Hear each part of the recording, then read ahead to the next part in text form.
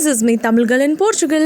எல்லாரும் இந்த பீட்சாவோட ரெசிபி கேட்டிங்க, அதனால தான் இந்த ஃபுல் வீடியோவே. பீட்சா டோவுக்கு 1 கிலோ மைதா மாவு எடுத்திருக்கேன். 14 கிராம் ஈஸ்ட்டை உப்பும் சர்க்கரையும் கலந்த வெதுவெதுப்பான தண்ணியில் கலந்து 7 நிமிஷம் ஊற விட்டிங்கன்னா நல்லா பொதன்னு வரும். அதை இந்த மாவு கூட சேர்த்து கொஞ்சோண்டு எண்ணெயும் சேர்த்து நல்லா பிசைஞ்சு எடுத்துக்கோங்க. மாவு ரொம்ப இறுக்கமாக இல்லாத மாதிரி கொஞ்சம் தண்ணி தெளித்து நல்லா பதமாக பிசைஞ்சுக்கோங்க. மாவு பிசைஞ்சு முடிச்சோடனே அது மேலே இந்த ஃபிலிம் ரேப் போட்டு நல்லா டைட்டாக க்ளோஸ் பண்ணிவிட்டு ஒரு 2லேருந்து 2.5 மணி நேரம் ஊற வச்சுருங்க. இதுக்கு இந்த ஃபிலிம் ரேப் மேலே போட்டு நம்ம கவர் பண்ணுறோன்னா மாவு ட்ரை ஆகாமல் அதுக்குள்ளே மாய்ஸ்சர் அப்படியே இருக்கிறது. மாவு ஃபெர்மெண்ட் ஆகிறதுக்குள்ள பீட்சா சாஸும் டாப்பிங்ஸ்க்கும் ரெடி பண்ணிடலாம். பீட்சாவோட சாஸ்க்கு நான் ஆலிவ் ஆயில் யூஸ் பண்ணியிருக்கேன், ஏன்னா ஃப்ளேவர் நல்லா இருக்குங்கிறனால. எண்ணெய் காஞ்சோன்னு ஒரு பெரிய வெங்காயத்தை பொடியா நறுக்கி ஒரு 6 பல்லு பூண்டையும் பொடியா நறுக்கி சேர்த்துக்கிட்டேன். பச்சை வாசனை போற அளவுக்கு வதக்கினா போதும், ரொம்பலாம் வதக்கக்கூடாது. அப்புறம் ஒரு தக்காளி சாப் பண்ணி சேர்க்கலான்னு பார்த்தேன். என் பொண்ணு பாதி சாப்பிட்டது போக மிச்சத்தை தான் சேர்க்க முடிஞ்சது. அதுக்கப்புறம் தக்காளி பியூரி ஆட் பண்ணியிருக்கேன். நீங்கள் வேணா 4 தக்காளியை வேக வச்சு மேலே தோலை உரிச்சிட்டு மிக்சியில் ஓட்டி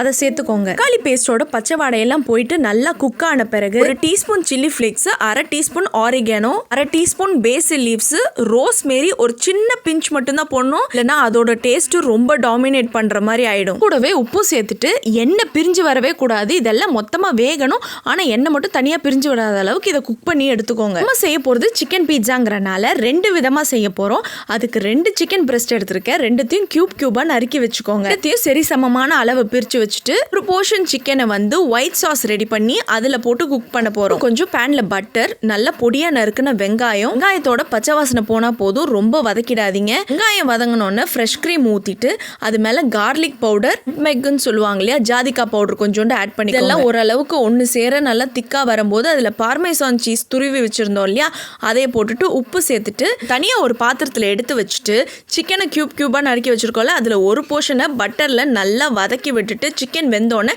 திருப்பி அந்த ஒயிட் சாஸை தூக்கி இதுலயே போட்டுட்டு கொஞ்சோண்டு மைதா மாவு மட்டும் நான் சிக்கன்லயே ஆட் பண்ணிட்டேன். கொஞ்சம் இந்த சாஸை நல்லா திக்காக்கி கொடுக்கும். ஒரு போர்ஷன் சிக்கன் எடுத்து வச்சிருந்தோம் இல்லையா, அதுல கொஞ்சம் மிளகாத்தூள், ஜிஞ்சர் பவுடர், கார்லிக் பவுடர், பெப்பரும் போட்டு நல்லா வதக்கி விட்டுட்டு நம்ம செஞ்சு வச்சிருந்தோம் இல்லையா பீட்சா சாஸ், அதுல இருந்து 2 கரண்டியும் எடுத்து இந்த சிக்கனோட போட்டு நல்லா வதக்கி விட்டுட்டு சிக்கன் குக் ஆனோன்னா இதையும் எடுத்து சைட்ல தனியா வச்சிருங்க. அப்புறம் தான் பீட்சா டோ பக்கம் திரும்பினா நல்லா புஷ்ஷுன்னு ஊதி வந்து அவ்வளோ அழகா இருந்தது, பஞ்சு மாதிரி பார்க்க. கிச்சன் மேடம் மேல மாவு எடுத்து தூவி விட்டுட்டு பீட்சா டோவை அது மேல போட்டுக்கோங்க. அப்புறம் இந்த மாவை பிசையெல்லாம் கூடாது. அழகா உங்களுக்கு எத்தனை போர்ஷன் வேணுமோ அதுக்கேற்ற மாதிரி பிரிச்சு வச்சுட்டு ரவுண்டு ஷேப் வேணுமோ இல்லை ரெக்டாங்கிள் ஷேப் வேணுமோ இல்லை ஸ்கொயர் வேணுமோ என்ன ஷேப்ல வேணுமோ பீட்சாவை அதுக்கேற்ற மாதிரி ஸ்லாப் பண்ணி எடுத்துக்கோங்க. இன்னைக்கு ஃபேமிலி பீட்சா நல்லா பெருசா அந்த அவன் ட்ரேலையே தான் பண்ண போறோம். இந்த ட்ரேல கார்ன்ஃப்ளவர் மாவு குருணையா இருக்கும், அதை நல்லா தூவி விட்டுட்டு இந்த மாவை நல்லா ஸ்ப்ரெட் பண்ணி விட்டுட்டு செஞ்சு வச்சிருக்க பீட்சா சாஸை அதுல அப்படியே நல்லா தாராளமா பரவலா ஸ்ப்ரெட் பண்ணி விட்டுக்கோங்க. இங்கேயும் சின்ன கேப் இருக்கக்கூடாது. அதே மாதிரி ஒரு இடத்துல சாஸ் இல்லாம ஒரு இடத்துல சாஸ் கம்மியா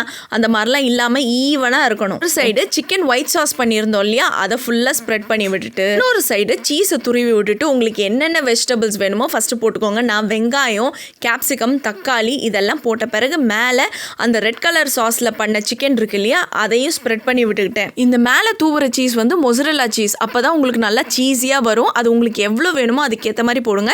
நான் கொஞ்சம் இன்னைக்கு அளவாக தான் சேர்த்துக்கிறேன். சிக்கன் ஒயிட் சாஸ் மேலே இந்த சீஸோட ஸ்லைஸ் இருக்கும் இல்லையா, அதை பிச்சு ஆட் பண்ணிக்கோங்க. அதோட டேஸ்ட் பேக் ஆகி வரும்போது நல்லா இருக்கும். இந்த பீட்சாவை 170 டிகிரியில் 30 நிமிஷம் பேக் பண்ணேன். அதோட டோல இருந்து மேலே இருக்க டாப்பிங்ஸ் வரைக்கும் எல்லாமே பக்காவா குக் ஆயிடுச்சு. இந்த பீட்சாவை செஞ்சு வீட்டில் இருக்கவங்க எல்லாருக்கும் கொடுத்து நீங்களும் சாப்பிட்டு பார்த்துட்டு எப்படி இருக்குன்னு சொல்லி கமெண்ட் செக்ஷன்ல சொல்ல மறக்காதீங்க. இந்த மாதிரி வித்தியாசமான வினோதமான ரெசிபிலாம் வேணும்னா என்ன சப்ஸ்கிரைப் பண்ணிட்டு பெல் பட்டனை கிளிக் பண்ணி வச்சுக்கோங்க. இத்துடன் நாளை இன்னொரு வீடியோவோட உங்களை சந்திப்பது. This is me Tamil girl in Portugal. Ta-da, bye-bye.